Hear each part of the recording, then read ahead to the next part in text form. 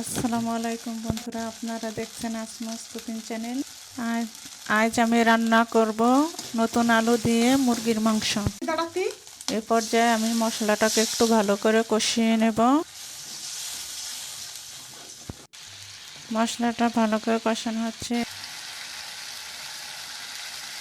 এর মধ্যে আমি এখন দিয়ে দেব মুরগির মাংস। এরপর আমি মাংসটাকে ভালো করে কষিয়ে নেব।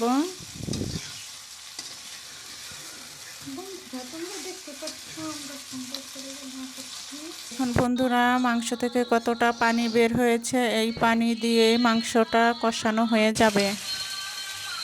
এ পর্যায়ে এখন দিয়ে দেব আমি কয়েকটা আলু। এ পর্যায়ে আমি মাংসটা ভালো করে নেড়ে চেড়ে নেব। এখন দিয়ে দেব আমি ঝোলের পানি।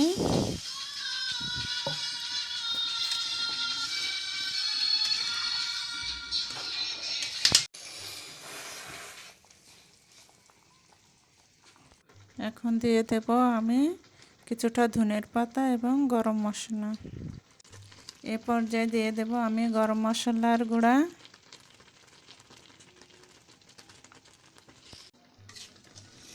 এখন আমি ভালো করে একটু নেড়ে চেড়ে নেব। এখন আমার রান্নাটা কমপ্লিট। ভিডিওটি যদি ভালো লাগে তাহলে একটা লাইক দিও।